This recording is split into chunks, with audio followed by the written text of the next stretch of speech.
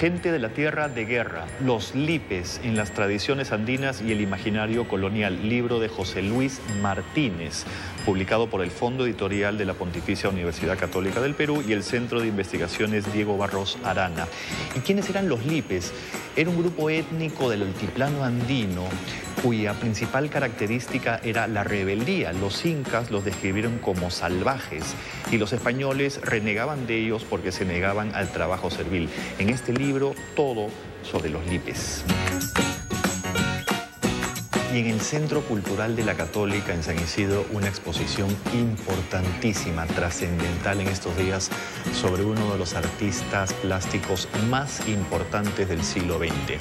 Un artista norteamericano que se hacía llamar Man Ray, el renacentista del siglo XX. Y le decían así porque incursionó en el arte con distintos soportes: óleo, pintura, grabado, fotografía, escultura, etc. Fuimos al Centro Cultural de la Católica y conversamos sobre esta exposición con Sonia Pérez.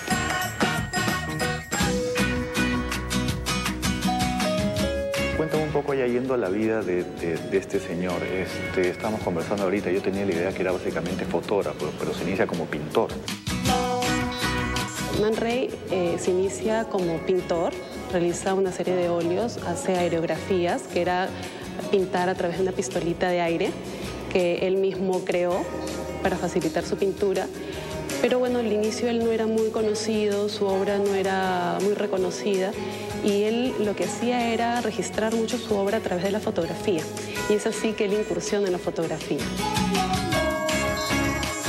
Al momento que tiene su vínculo con los surrealistas, desarrolla mucho más la técnica fotográfica y la escultura también, y comienza a hacer ready-mades. Entonces, en esta exposición tú vas a poder ver no solo la fotografía de Man Ray, que es bastante conocida, sino también óleos, grabados, esculturas, ¿no? Es muy completa. Y esta es una época importante de su vida, ¿no? La etapa que pasa, o cuando, mejor dicho, cuando llega recién a Francia, porque está rodeado de los grandes surrealistas, o mejor dicho, de los creadores del surrealismo, ¿no? Y podemos ver algunos retratos de gente importante como Picasso, Buñuel, etcétera, que además eran un poco su mancha, ¿no? La gente que paraba con él. También fue parte de los surrealistas y dentro del grupo de los que fundaron el surrealismo, que se inició junto con el Dada, con el dadaísmo, y él con su mancha, como tú le dices, se separan del dadaísmo y fundan el surrealismo. Él realiza, al momento de irse a Francia, muchos experimentos. Entonces, muchos de estos experimentos, que son los más conocidos en fotografía, como las radiografías o las solarizaciones, que son las que lo hacen conocido, lo hacen en este momento de su vida, ¿no? Y no solamente experimenta con esto, sino también con la escultura, como te digo, justo en esta época, que es la época de entreguerras, que es la época donde él se desarrolla mucho más en Francia, está junto con Duchamp y su obra escultórica tiene mucha influencia de él, por ejemplo, ¿no? Igual la pintura, cambia su pintura, cambia su fotografía, cambia su escultura, ¿no? Su obra se transforma al momento del contacto con los surrealistas. Aquí en la entrada de la exposición hay una frase de él que dice algo así como que si se pudiera eliminar la palabra serio del diccionario, todo sería un poco mejor y más divertido. Y ese es un poco el espíritu que tiene también la obra. Él tiene una cosa lúdica también, de humor, hay una cosa por ahí, ¿no?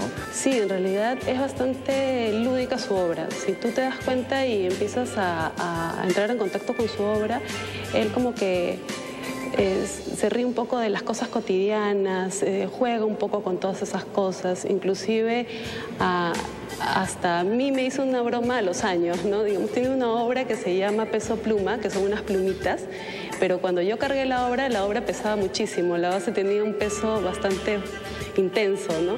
Entonces, digamos que él jugaba no solamente con lo visual, sino también con todos tus sentidos, ¿no?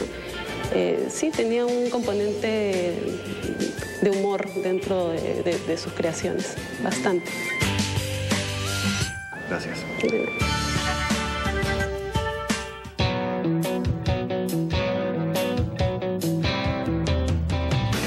El Instituto de Estudios Peruanos ha publicado este libro de un importante historiador que es Herbert Klein. y se llama El tráfico atlántico de esclavos, que duró 4 siglos hasta mediados del siglo XIX. En el Perú esto terminó, como todos sabemos, gracias a Ramón Castilla. Próximamente el autor de este libro va a estar en la Feria del Libro. Vamos a aprovechar para entrevistarlo. Y Cristina Maceo es una historiadora que ha publicado este libro gracias al Fondo Editorial de la Pontificia Universidad Católica del Perú, Las relaciones de poder en el Perú, Estado, regiones e identidades locales, siglos XVII al XIX. Y no es otra cosa que un estudio de la relación entre Lima y algunas ciudades importantes del Perú, este proceso de regionalización o descentralización que viene desde la época de la colonia y que aún no termina. Cristina Maceo nos contó más acerca de su libro. Desde la época del virreinato ya las regiones jugaban un papel importante dentro de toda esta organización política. ¿Por qué con el paso del tiempo no han ganado tanto poder? Pensemos que la región es una construcción más bien cultural, ¿no? Porque la región no está solamente vinculada digamos, a los límites geográficos, sino que tiene una impronta cultural bastante importante que tiene que ver con la cultura de esa zona, ¿no? Cada región tiene, digamos, un núcleo central que vendría a ser la ciudad. Por supuesto, como tú dices, tenían mucha importancia en la época colonial, pero de todas maneras, Lima, que fue la capital del virreinato, y en la sede de las principales autoridades, siempre tuvo muchísimo poder sobre el resto del virreinato, ¿no? Y eso de alguna manera se va a transmitir o proyectar luego de la independencia. Las ciudades capitales se arrogan el derecho de gobernar al resto del país, ¿no? Entonces, aquí nosotros tomamos 4 ciudades importantes como es Arequipa, Trujillo, Cusco y Lima, y lo que vemos es cómo se van conformando estas unidades locales, estas identidades locales que le van a dar la impronta a la región, pero que de todas maneras no van a poder surgir y van a poder ser, digamos, autónomas, porque Lima va a aplicar ahí bastante su fuerza política porque tiene el poder económico.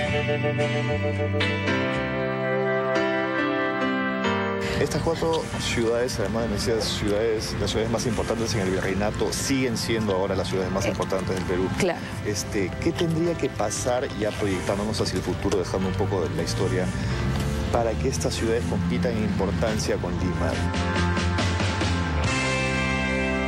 Por ejemplo, las mineras que deben dar una parte de su riqueza, pero hay que educar a las autoridades de las regiones para saber qué cosa hacer con ese dinero, ¿no? Como se hacía antes, es decir, por ejemplo, Lima tuvo el poder económico porque aquí estaba el gremio mercantil, que era el que tenía la capacidad y era el que por lo menos podía financió las guerras con los caudillos y bueno, siempre impuso su voluntad, ¿no? Para terminar, cuéntanos un poco cómo está dividido, cuáles son las partes, los capítulos, claro, o los temas centrales. Son 6 capítulos. El primero habla de las identidades locales y los conflictos existentes entre Cusco y Lima a través de las coreografías. Las coreografías son historias locales escritas en el siglo XVII y que a través de eso Pedro Guibovich, que es el autor de ese artículo, muestra el conflicto y la rivalidad que existieron entre estas 2 ciudades. El segundo es de Ramiro Flores, que habla del proceso de construcción de la región, ¿no? Principalmente de Arequipa y también de Trujillo, y cómo en ese proceso de construcción de estas identidades se va a ir dando toda una élite, digamos, que va a dominar esa región. En el caso del siguiente, de Susana Aldana, habla de la región específicamente de Trujillo y cómo la ciudad de Trujillo va a controlar totalmente la región desde Lambayeque y Chachapoyas y ella se remonta a la época de los Chimú, ¿no? Es decir, que hace toda una historia de la región desde anterior a la época colonial. Y habla de la élite, cómo se va consolidando principalmente porque toma el poder político a través del cabildo, ¿no?, de estas instituciones coloniales.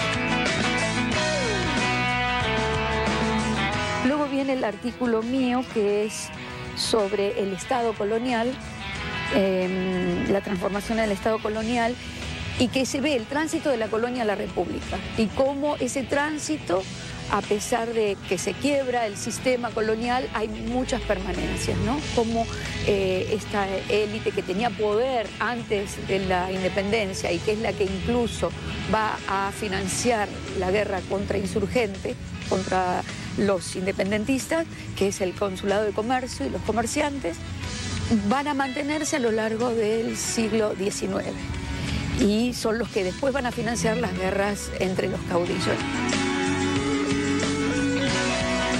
Por último tenemos el trabajo de Jesús Cosamalón, que habla de las identidades políticas también, y lo que se ve es cómo incluso el nombre del Perú muestra una de esas permanencias.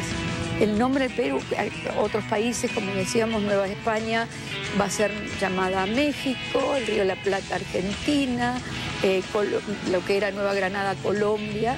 En cambio en el Perú se mantiene el nombre del Perú, que tiene una trayectoria y una reminiscencia desde las épocas ancestrales, ¿no? Entonces ese es el contenido más o menos del texto. Las relaciones de poder en el Perú, Estado, regiones e identidades locales, siglos XVII al XIX, por Cristina Maceo de Vigo.